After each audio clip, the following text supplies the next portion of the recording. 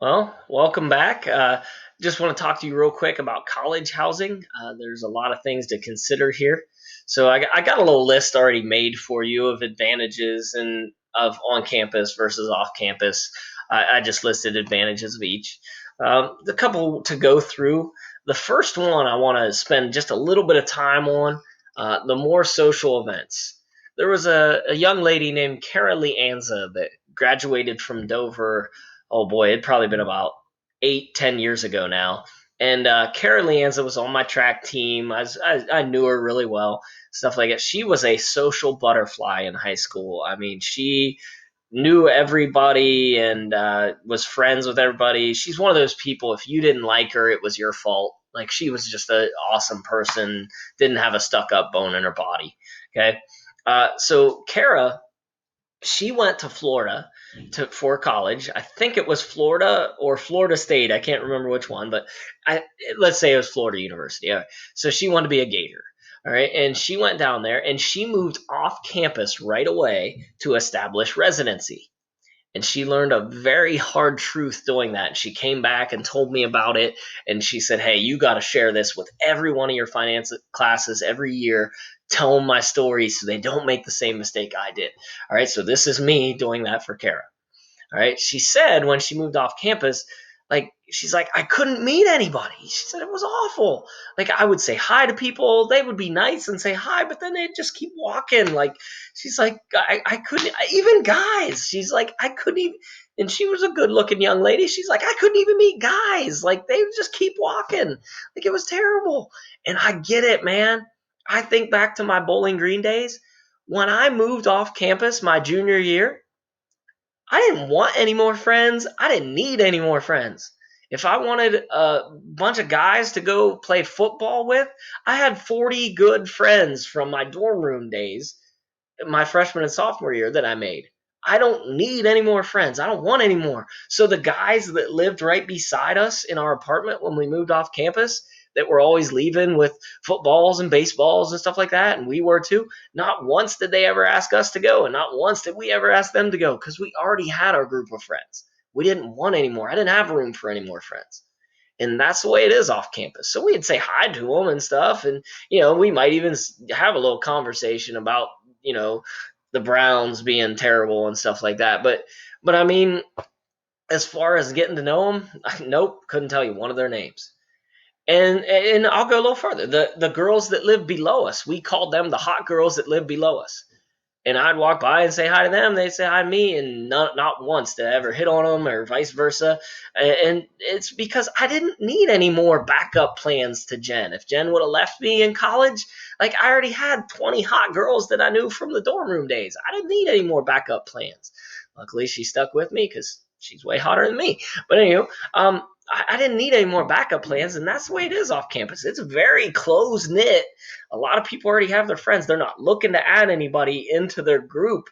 So it's hard to make friends off campus. So I love that. This is going to surprise you. I love that a lot of colleges force their freshmen to be on campus. And it's for these first two, for the more social events and for the safer, the safety of it, I guess, because you're used to living in Kansas. I mean, Dover's pretty dang safe. You can walk down the street at 10 o'clock at night and you're just fine in Dover. Midnight, yep, you're probably fine too. Okay. But you can't walk across even a small campus like Bowling Green. You shouldn't be walking across the campus at midnight alone, especially you ladies. Sorry to say that. Okay. It's a terrible world we live in, and when you get more people around, it just gets worse. So yeah, I like the fact that freshmen have to be on campus because you're probably not ready to be off campus. Another reason I like that they put freshmen on campus is because of number three. It's just easier. You're going to have your meal plan. You'll have 4 or 5 places to go eat, and you just go in, get your food, leave. You don't have to cook anything. You don't have to go buy groceries and plan stuff like that out. I mean, that's easier. You don't have to worry about your car when you're on campus. It's going to be parked a half mile away, and you're never going to use it anyway during the week. Okay, stuff like that makes life easier on you. It lets you concentrate on becoming a good college student, and that's what you're going to have to do. You're going to have to learn how to study. I mean, because what you do in high school it's not enough in college. You're going to have to change who you are. I know I did big time. I was nearly failing out in the middle of my first semester, my freshman year, because I was trying to do the same thing I did in high school, and it wasn't working for me. So the middle of my first semester, I went ahead and like kind of planted my feet in the ground and said, I'm going to try something different. And I started studying 3 to 4 hours a night. Even when I didn't have homework, I would do that. I'd look over the notes and redo homework assignments and stuff. And I ended up just fine at the end of the first semester, but I had to really change who I was as a student. Okay. So living on campus lets you do stuff like that. The other thing on campus, kind of Captain Obvious, is closer to everything. I mean, that's just awesome though to be there. All right, and living off campus, you got the first one's a financial reason. It's going to save you a lot of money. In most college towns in Ohio, you'll save over $1,000 and sometimes up to $2,000 just by moving off campus versus living on campus.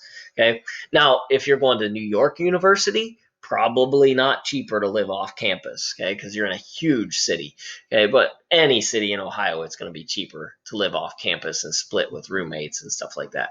All right, you got the more freedom off campus. You got the, to help you learn responsibility, because you'll have to hook up utilities through companies, and you'll have to, grocery shop and all that stuff. So yeah, there's good things about living off campus.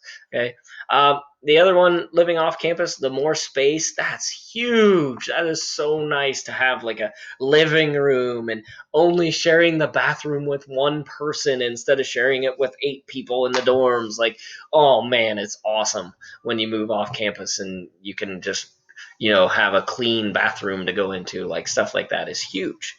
Okay. But one more piece of advice I want to give you about college housing: consider your sophomore year becoming an RA, a resident advisor. Okay, an RA it's usually not a real hard thing to become. Now you do have to have the right mentality for it. You have to be pretty good at organizing events and be a social type of person. But if you can become an RA, man, you get to live on campus for free that year in most campuses that you're an RA. That's a $12,000 scholarship just waiting on you to go get.